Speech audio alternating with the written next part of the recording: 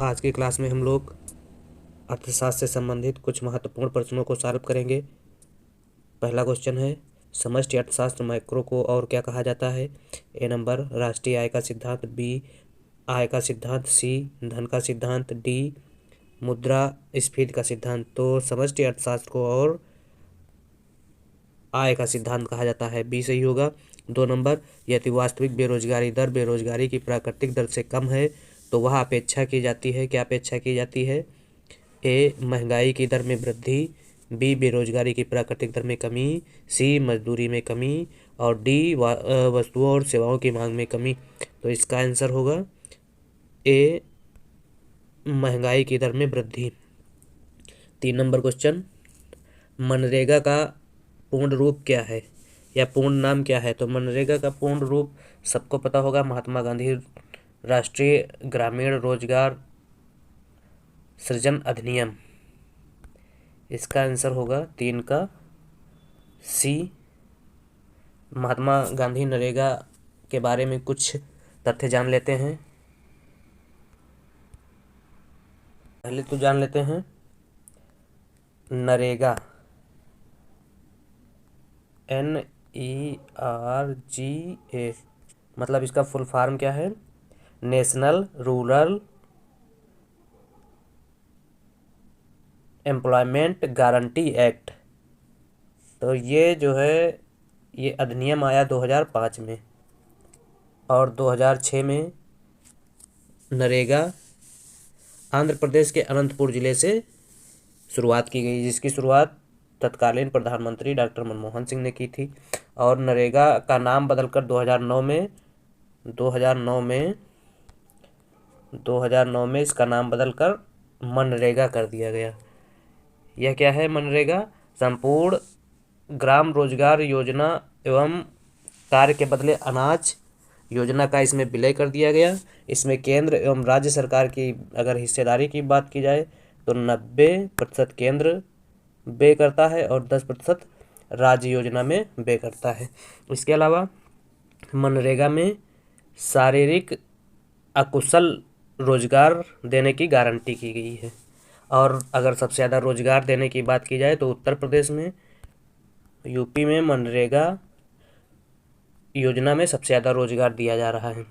इसके अलावा यूपी में 213 रुपये मजदूरी है मनरेगा की और 2022-23 के बजट में 73,000 करोड़ रुपए मनरेगा का बजट था। तो इस प्रकार से हमने मनरेगा के बारे में कुछ तथ्य जान लिए। अगला 4 नंबर क्वेश्चन, काप डगलस उत्पादन फलन के लिए प्रतिस्थापन की लोच क्या होती है? तो काप डगलस उत्पादन फलन के लिए प्रतिस्थापन की लोच इकाई होती है, बी सही होगा। अगला, फर्म के समृद्ध अधिकतमीकरण सिद्धांत का संबंध किससे है? तो यह सिद्धांत जो है मैरिस ने दिया। फर्म के समृद्ध अधिकतमीकरण का सिद्धांत मैरिस ने दिया। इसके अलावा बामेल ने कौन सा सिद्धांत दिया? बामेल ने बिक्री आय अधिकतमीकरण का सिद्धांत दिया और विलियमसन ने प्रबंधकीय उपयोगिता फलन को अधिकतमीकरण का सिद्धांत दिया। तो इस प्रकार से फर्म के समृद्ध अधिकतमीकरण के सिद्धांत का संबंध जो है मैरिस से है, डी सही होगा 5 का। अगला क्वेश्चन, द्वयाधिकार विशेष दशा है, मतलब द्वयाधिकार किस बाजार की विशेष दशा है? ए पूर्ण प्रतियोगिता की, बी एकाधिकार की, सी एकाधिकारात्मक की और डी अल्पाधिकार की। तो द्वयाधिकार जो है अल्पाधिकार बाजार की विशेष दशा है। अगला क्वेश्चन 7 नंबर क्या है? कीमत विभेद तब लाभ देता है जब दोनों बाजारों में मांग की लोच ए भिन्न भिन्न हो, बी अनंत हो, सी समान हो और डी इकाई हो। तो कीमत विभेद तब लाभ देता है जब दोनों बाजारों में मांग की लोच क्या होती है? भिन्न भिन्न होती है। इसका आंसर सी हो जाएगा 7 का आंसर। तो कीमत विभेद जब एक एकाधिकारी या विक्रेता अपनी ही एक वस्तु के लिए अलग अलग उपभोक्ताओं से भिन्न भिन्न कीमत वसूल करने में सफल हो जाता है तो ऐसी स्थिति को क्या कहते हैं? कीमत विभेद। मतलब एक एकाधिकारी जब कोई वस्तु बेचता है और वह वस्तु ए व्यक्ति से किसी दूसरे मूल्य में बेच रहा है, बी व्यक्ति से किसी दूसरे में और सी व्यक्ति से किसी दूसरे मूल्य में बेच रहा है, तो उसे क्या कहेंगे कि एकाधिकारी वस्तु के विभिन्न मूल्य ले रहा है। जैसे रेल का किराए की अगर बात की जाए तो जनरल डिब्बे के लिए अलग किराया, सामान्य के लिए अलग किराया और एसी के लिए अलग किराया। तो यह क्या है, रेलवे द्वारा एक प्रकार से विभेदीकरण किया जा रहा है और यह विभेदीकरण उत्पादक या एकाधिकारी लाभ के उद्देश्य से करता है। तो इस प्रकार से कीमत विभेदीकरण तब लाभ देता है जब दोनों बाजार में मांग की लोच क्या होती है, भिन्न भिन्न होती है। अगला क्वेश्चन 8 नंबर क्वेश्चन क्या कह रहा है, वह बाजार की वह कौन सी दशा है जिसमें फर्म ही उद्योग होती है। तो फर्म ही उद्योग जो है एकाधिकार बाजार में होती है, सी सही होगा 8 का। 9 नंबर क्वेश्चन, कार्टेल एक भाग है, कार्टेल किसका भाग है। तो कार्टेल ए एकाधिकार का, बी अल्पाधिकार का, सी पूर्ण प्रतियोगिता का, डी एकाधिकारिक प्रतियोगिता का। तो कार्टेल एक अल्पाधिकार बाजार का भाग है।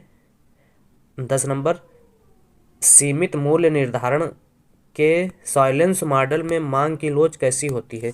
तो सीमित मूल्य निर्धारण के साइलेंस मॉडल में मांग की लोच एक लोच होती है, डी सही होगा। 11 नंबर, एकाधिकारी शक्ति की कोटि को सूत्र में मापा जा सकता है। एकाधिकारी शक्ति की कोटि का सूत्र क्या है, P माइनस MC/P, इसको AP लर्नर ने दिया था। अगला 12 नंबर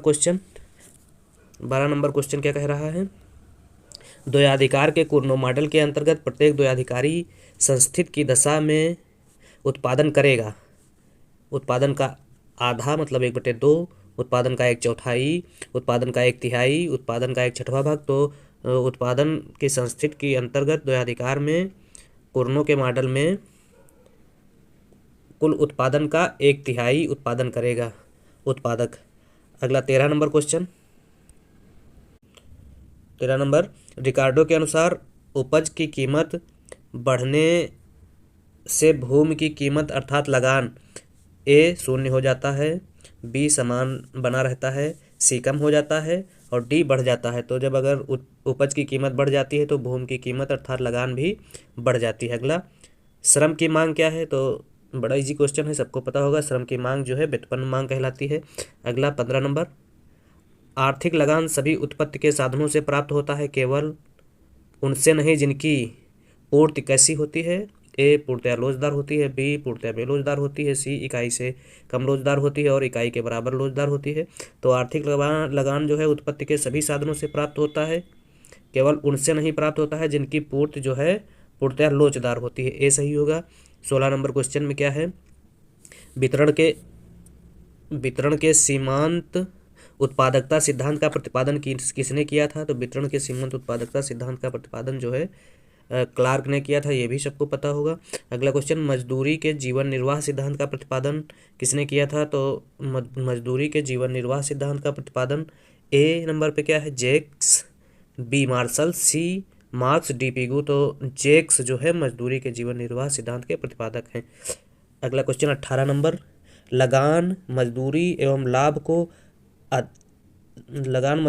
को आर्थिक विकास प्रक्रिया में शामिल करने वाला अर्थशास्त्री कौन है।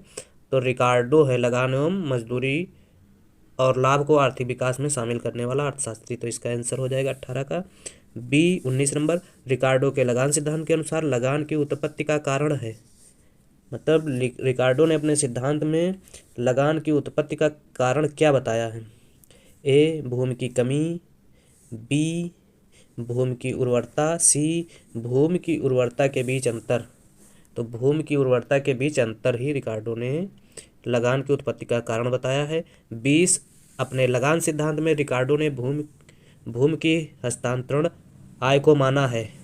तो अपने लगान सिद्धांत में रिकार्डो ने भूमि के हस्तांतरण आय को 0 माना है, मतलब भूमि स्थिर रहती है, भूमि कहीं इधर उधर खिसकाई नहीं जा सकती है।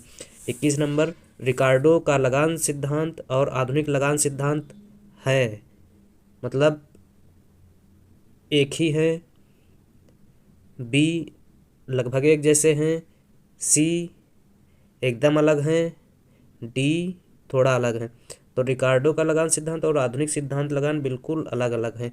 तो 21 का आंसर हो जाएगा सी।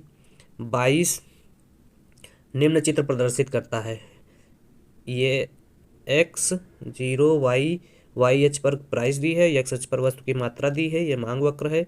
अगर प्राइस पहले P0 थी तो मांग X0 की जाती थी, और प्राइस अगर बढ़कर P1 हो गई तो मांग घट जाएगी। तो इस प्रकार से इसको क्या कहेंगे, मांग का संकुचन कहेंगे। यह चित्र जो है मांग के संकुचन को दिखा रहा है। अगला क्वेश्चन, भारत में वित्त आयोग गठित होता है। ए 5 वर्ष बाद, बी प्रत्येक वर्ष, सी 2 वर्ष बाद, डी 10 वर्ष बाद। तो भारत में वित्त आयोग जो है 5 वर्ष बाद गठित होता है। संविधान के वित्त आयोग संविधान के अनुच्छेद 280 के तहत गठित किया जाता है और 5 वर्ष के लिए गठित किया जाता है। और भारत का राष्ट्रपति वित्त आयोग का गठन करवाता है या करता है। तो इस प्रकार से वित्त आयोग प्रत्येक 5 वर्ष बाद गठित किया जाता है। और वर्तमान में 15वां वित्त आयोग चल रहा है, जिसके अध्यक्ष जो है NK सिंह हैं। अगला क्वेश्चन 24 नंबर और आज के वीडियो का अंतिम क्वेश्चन क्या है, निम्न संतुलनपात सिद्धांत किसने दिया। तो निम्न संतुलनपात सिद्धांत नेल्सन ने दिया। इजी क्वेश्चन है। तो इस प्रकार से आज के वीडियो में हम लोगों ने लगभग 24 क्वेश्चन सॉल्व किए, जो TGT परीक्षाओं के लिए बहुत महत्वपूर्ण है। इस प्रकार से हम पर डे लगभग 25 से 30 क्वेश्चन सॉल्व करने की कोशिश करेंगे। आप लोग भी साथ साथ में क्वेश्चन पढ़िए और उसका उत्तर देने की कोशिश करिए। और अगर कोई गलती हो रही है तो कमेंट बॉक्स में ज़रूर लिखिए क्या समस्या है। और अगर वीडियो अच्छी लग रही हो तो उसको लाइक करिए, कमेंट करिए और दोस्तों तक शेयर करिए। धन्यवाद।